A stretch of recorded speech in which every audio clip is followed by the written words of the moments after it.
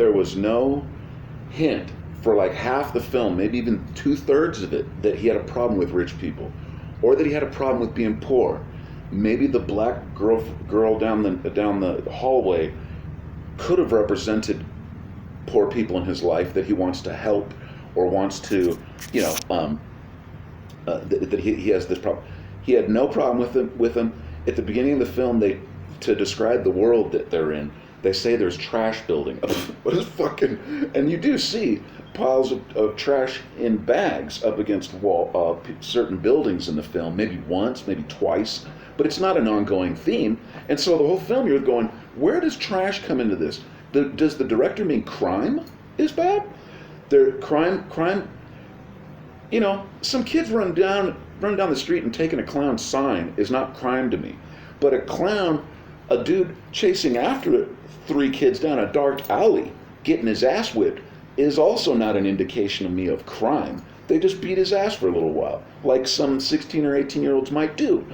That wasn't crime. They were kids fucking around with a clown chasing them down the street. They did the right thing. They fucking whipped his ass. So there was no indication of crime. The trash building up in the city meant nothing in the rest of the film, because what does that mean? That rich people caused it? No, you need a waste recycling facility. Are the rich people not wanting to pay for that? Is that why you're mad? The other issue is there was no violence. He kills his coworker, who was cool enough to give him a gun. So, and that felt weird when you're fucking in your little clown union. He hands you a gun, like, damn, this world is violent. Jesus. Your sign-twirling clown coworker gives you a 38. Now, it just kind of was a little off for me. I was a little shocked. I was like, damn. And then, and he carries it on him. And I know that scene was supposed to be funny when the gun fell out of his pants and went off in a place. And I understand that was the point for having him fired from his job. I understand that. But that just made him look like a buffoon. It made him look so irresponsible, so thoughtless. That, doesn't he take a cab to get across town, or does he walk across the whole fucking city and need a gun on him? Jesus, he's got maybe the clown industry is only necessary for like a square mile, and he walks to work everywhere. The rest of the town doesn't need entertaining clowns anyway.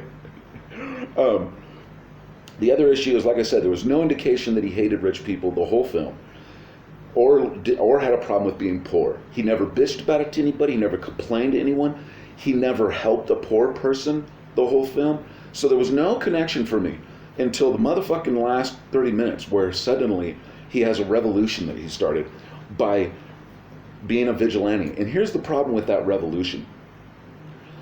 The public was inspired by a guy dressed as a clown shooting 3 rich, violent Wall Street types. I understand that. So there's income disparity in the city. Great. But the public immediately goes out and just starts trashing shit, like fucking like the LA riots or whatever, just trashing anything they can. Streets are on fire. But why wasn't the public, especially, go straight up to uptown, like in Gangs of New York, and go and fuck up uptown, That would have made more sense, dude. And it would have been made even cooler if you saw rich people getting dragged out of cars and beaten. That would have been cool. And I know there was some brief scenes of that, but it didn't look like, it just looked like he started a movement to cause riots for no fucking reason. But that's not the point. It was supposed to be about income inequality. But there should have been more rich people getting their asses whipped, and it should have showed him proud of that, but he wasn't. Instead, they throw this artsy bullshit where he's dancing down the staircase. I'm the Joker. The Joker is here. I'm finally playing the real Joker. This is what the Joker does on staircases. Oh shit, it's the cops. Now I'm running my fucking ass off. And he looked funny, dude. I don't know if it's Joaquin's running style, but what really looked funny was the detectives. These two they tried to get the most stereotypical 80s looking detectives, and they succeeded. Those dudes were fat with their fucking tiny suits, and they looked hilarious chasing him. And I didn't feel any panic when he was running. It was like he was running for fun. And you're like, hey, dumbass, who dropped a gun at a kid's party. I kind of want to see you get caught. I am not inspired to see you get away. You're a fucking dickhead, and you killed your coworker who gave you a gun that saved your life, possibly. And dude, the scene that wasn't violent. Dude, if people think that's violent, they forget about some pretty radical movies that have come out. All he did was quickly stab the dude in the throat and hit his head a couple times. I never got the impression other than that guy being a little bit of a loudmouth, did I get the impression that he disliked that guy, or that that guy represented rich people, or that that guy represented the oppressive big people's fucking problem in the city, the annoying coworker. He wasn't annoying. He just showed up once to your house and said, "Give me that gun back because you're shooting kids at parties, dumbass." So anyway, dude, you're not really like proud of him or excited for him, and that bothered me. I wasn't when he was running from the cops, and when he's on the subway, that was an okay scene, seeing the cops get their asses whipped, but then he gets on the Robert De Niro show, and in this moment where he could say something pretty profound about rich people, about the economy of Gotham, about it, the disparity and all that, he just kind of mumbles out some stupid ass joke, hints about his psychology instead. He doesn't really say anything important, and he's like, "Hey everybody," and then all of a sudden he becomes effeminate.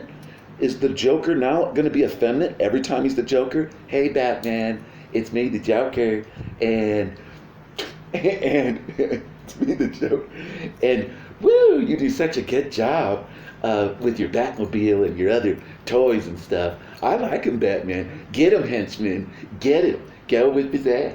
I'm the Joker. I'll dance in the background while my henchmen fight for me for no fucking reason."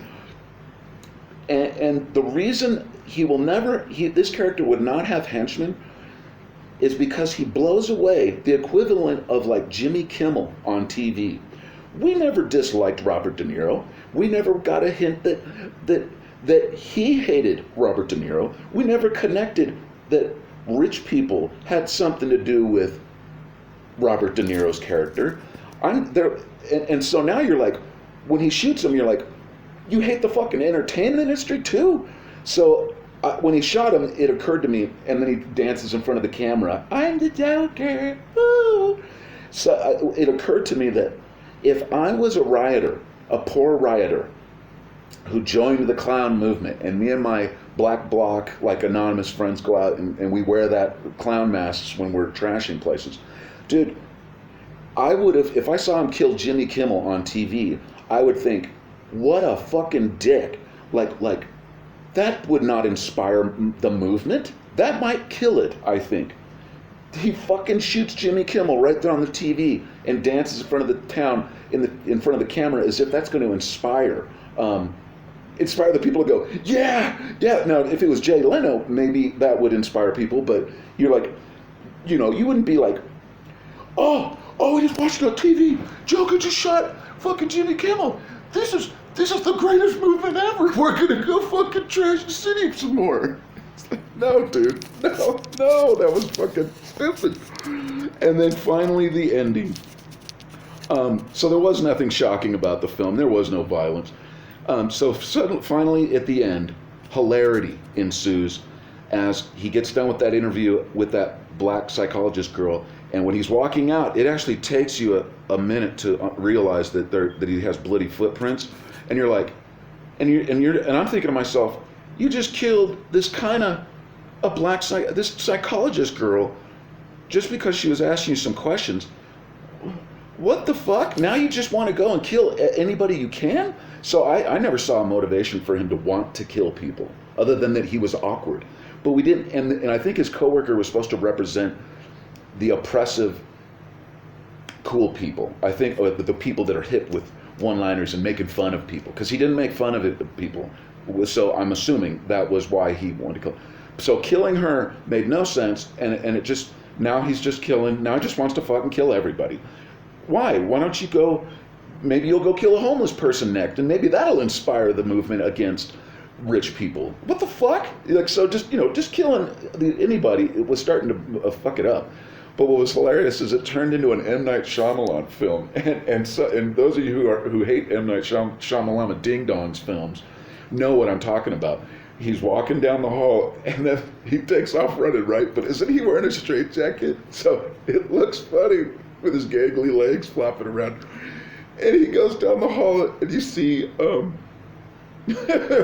maybe he wasn't wearing a straitjacket, because now I wonder how he killed the psychologist girl. But anyway, he starts running back and forth down the hall, and you see this orderly trying to chase him. And I swear I heard the Benny Hill song in my head. And this is the end of the film. It's supposed to culminate the greatness of this film. He's running back, and I just swear I heard. And I was like, you can't catch it, dude. In a fucking hallway. Like, what kind of orderly is this? Anyway, so the Joker's now just going to murder everybody. And how is he going to organize a movement or be a leader? That was the other thing, that he was never inspired to be a leader of a movement. He didn't care, and then he shoots Jimmy Kimmel on TV, and now that would fuck the movement up for me. So when that movie ends, so anyway, I just couldn't fucking tolerate it, man. I left the movie to go have a cigarette while his mom was killed. Maybe that was so fucking shocking, but I heard he just puts a pillow over her face. Fucking great, you're a mom killer now, because of how much your mom oppressed you. What the fuck? She's sitting in a room all day doing nothing. And you dance with her and shit. Well, no, it was probably a mercy killing. I didn't see it, and I didn't ask. I didn't see that scene. I guess he was doing her a favor. But anyway, the movie was not entertaining. It was not violent. It was not shocking.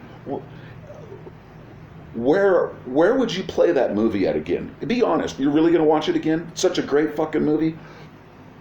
You're going to put that on at a party with your friends while you drink? And no, it's not. It was fucking boring, dude. And look at who the director was. The dude who did like The Hangover 1 through 8 and all these other frat party beer drinking college flicks, these comedies, nudity girl fucking stuff. Why is it that the public is being manipulated into thinking this dude who directs a bunch of fucking comedies somehow he just created genius? Look at the beauty of this film, the art of it. Fuck you. Anyway. You're lying, and you're not going to put it on with your girlfriend watching, because there ain't nothing sexy about the film. Nobody looked good looking in it. He wasn't attractive, and he killed Jimmy Kimmel, dude. Fuck him. And I think you're wrong. It's not no goddamn great movie, and you ain't going to watch that ever again. It's like watching. Oh fuck, I can't remember anything. Anyway, I'm sorry. I just didn't like it, dude. And I'll watch it again sometime, but I better be high or something.